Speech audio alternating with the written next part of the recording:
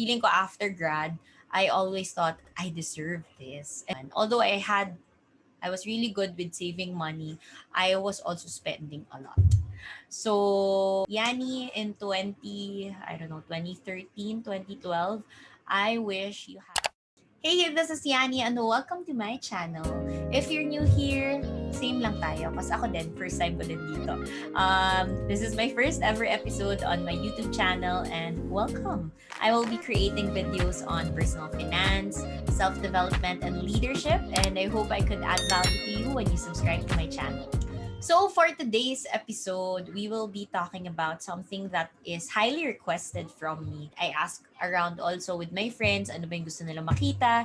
And most of them, I gusto talaga na I talk about the basics of personal finance. So, naisip ko things that I wish I knew and I wish I had a crash course of when I first started earning. I first started earning when I was a student because dami kong sidelines, dami kong business. Rumaraket na ako even when I was still a student because marami akong gusto and hindi naman lahat kayang i-provide sa akin ng mom ko because she's a single mom. But I think growing up in a household where finance is usually being talked about every day, hindi naman siya very taboo in our family. I'm very grateful kasi a lot of the things I learned from daily conversations in our family, I really applied in my life. Until now, I still apply. But there are still things that I wish I knew when I first started earning money so that I could have saved and invested more and I could have handled my money better. So I actually listed a couple of things I wish I knew when I first started earning money. So yeah, let's start. First one that I wish I knew before was to save my money in high yield savings bank account. Yup, may mga ganon.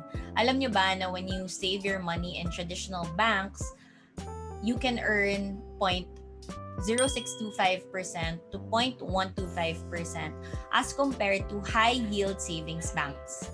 So ano ba itong mga high yield savings banks? I talk a lot about this on my TikTok, ang mga digital banks. However, back in college, when I started earning money, in high school, when I started earning money, wala naman akong bank account. And the thing is, with cash, your money doesn't even grow at kahit na 0.125, hindi siya nag-earn.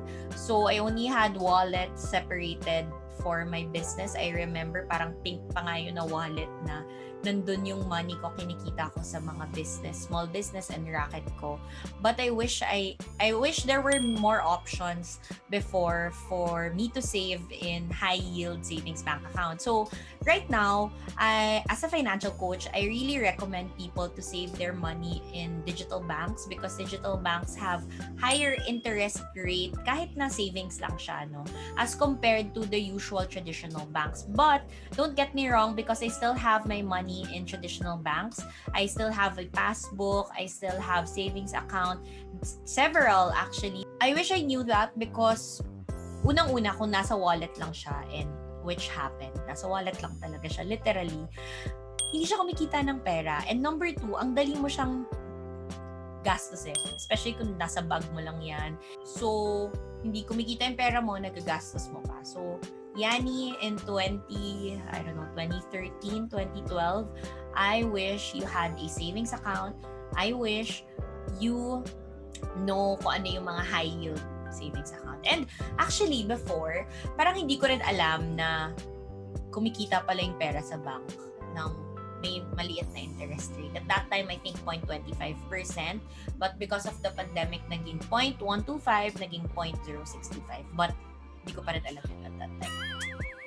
But we get better. Number 2 on the list is how business works. So again, I've mentioned this many times that I used to be an student entrepreneur, but really, wala akong alam sa pag-run ng business. That's why my business didn't last because very short term lang ng goal ko. At that time, I wanted to earn money for certain things. For example, for this sem, I want to earn money for my trip to Germany. I wanted to study there, so I needed money, so I started a business. For this time, I needed money for my concert tickets. So, I would bake cupcakes for me to earn, and then may pangbayad ako ng tickets. It was always a short-term mindset, and I didn't really have a deeper why of why I was starting each business that I started. And I didn't have much experience and knowledge on business. So I had a business class, I think in my 4th or 5th year in college, but it was not intensive na sabihin mo talagang applicable in life. That no one was really guiding me when it comes to business. All I know before was that kailangan may patong. Literally, kailangan yung benta mo may patong para may kita ka. But that's about it. I didn't know social media back then. I wish I knew social media back then. Baka malakas na yung brand ko right now. Because I know friends whose businesses are still thriving right now because they started social media early. And looking back, if alam ko na how social media works at that time and I continued with my business, I could have continued my business until now. I don't know, maybe.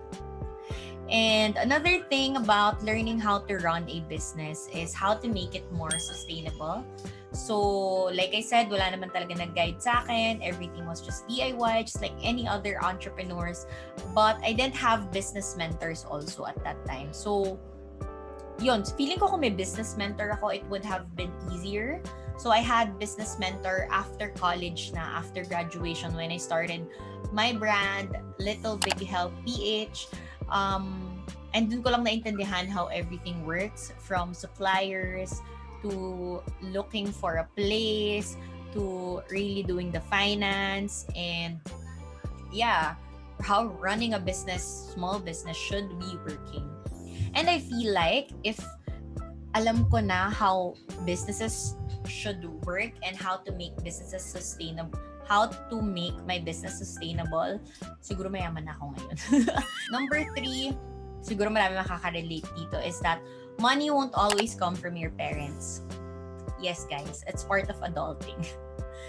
And I wish I knew this before because I'm very privileged that when I finished college, or when I started earning back in college, and when I finished college, I'm still living with my mom, my parents, my family, so wala akong gastos. When, yun nga no, in college, I started businesses so that I could pay for my wants. And all my needs naman were given to me. But after college, I'm very privileged, I'm very lucky. My family continued to support me, so yung kinikita ko is basically for me lang. No, for my wants, for my needs, personal needs, not even because my needs are being given then by my mom. So wala talaga ako masyadong gastos. But yeah, I think reality check, I wish I knew that money won't always come from them so that I could start budgeting my money better. So right now, yung practice ko is that my mindset is I have a cap of how much I would have need if I was living independently. So I think more than a year now, I try to earn money that will fit my intended lifestyle. So kung ibig sabihin, kung nakatira ako mag-isa, if I'm living independently, I should have this X amount of money. So yung hustle ko is for this amount. So even if I'm still very lucky to be living with my parents and my family, and they're still providing everything for me, yung mindset ko, I budget my money as if I'm living independently. Para napapractice din yung habits ko when it comes to money. And I wish I knew this because feeling ko after grad, I always thought I deserved this. And although I was really good with saving money, I was also spending a lot. So, yun, I wish I knew that money won't always be coming from your parents, so I could have prepared myself earlier. Although I only have been working for full-time for 3 years. But if I started my money habits of sustaining myself since 2013, baka may better money habits ako. And baka mas marami akong savings and investments. Number 4 is how to properly invest my money. And I think marami sa inyo ang may kailangan yan. And the thing is, although my mom has been in the finance industry for the past 20 plus years, I still wish I knew more about it. I still wish I took the initiative to research, to really learn more about it. But I did not. So imagine if for the past 8 years, I've been growing my money in high and aggressive investments. Baka baka retired na ako by now. And also, I wish mas maraming options for us to easily invest our money because now, marami na tayong easier way for us to grow our money through apps, through online, lahat na lang online. And back then, it wasn't that easy. You have to have a broker, a fund manager. So, before, syempre, hindi pa ako open to that. Number 5 is the psychology of money. I wish when I started earning, I wish I understood psychology of money so that I could have had a better relationship with money. I had a better mindset when it comes to money. So, before, I would say, very scarcity talaga ako mag-isip. Feeling ko, yung pagiging financially abundant cannot be possible if you're a student. You have to graduate. You have to be an employee. You have to work hard for you to earn a lot of money. The thing is, if I understood psychology of money when I was in college, siguro I could have manifested financial abundance easily even before. But I had so many limiting beliefs when it comes to money. So I think yun yung naghinder sa akin for me to continue with what I was doing, to keep earning, to invest in myself, to invest in other vehicles. I had a lot of money blocks. Negative money blocks. Hopefully in another video, I could make more intensive content about it. But ano tong mga to? For example, mahirap kitain ng pera or you have to work hard for you to earn money. Money is evil. Blessed are the poor. These are just some of the limiting beliefs that we have that unconsciously triggers the way we approach money, the way we earn money, the way we handle our money. So I wish I understood that more because I was only introduced to psychology of money maybe 2 to 3 years ago. And that's when I started changing my money beliefs, changing the way I look at money. Number 6, and the last one on my list, is how to have a better relationship with money. So before, I'm not so proud of this, but I was a shopaholic. So I used to buy a lot of clothes. I used to go to bazaars, if not every week, every other week. So yun yung mga short-term happiness ko that gave me confidence at that time, dressing up.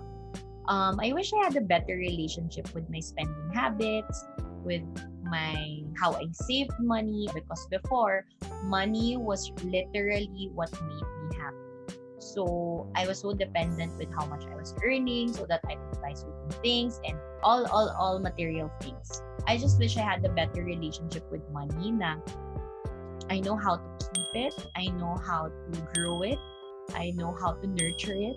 So yeah, those are the things that I wish I knew. And if right now you can relate to any of those 6, I wish you would take the initiative to take control of your money and not your money controlling you. Because at the end of the day, you should be the one being in charge of your money. You should be the one being responsible around your finances. And yun, so if you are a newly graduate or first time talagang kumita ng pera, even as a student, I hope you could take note and you could research more on it. And hopefully, through this channel, makagawa pa ako ng mas intensive content for each para I could help you and guide you guys with your adulting life and your finances. I hope you enjoyed this very quick episode and let me know in the comments below ano ba yung mga bagay na sana alam nyo din when you started earning money. This is my first ever episode, but I hope you could subscribe and hit the notification bell. Tama ba? Hit the notification bell, like this, and comment below just so I know what contents you want to see on my channel. Again, this is Yani and see you on the next episode. Bye!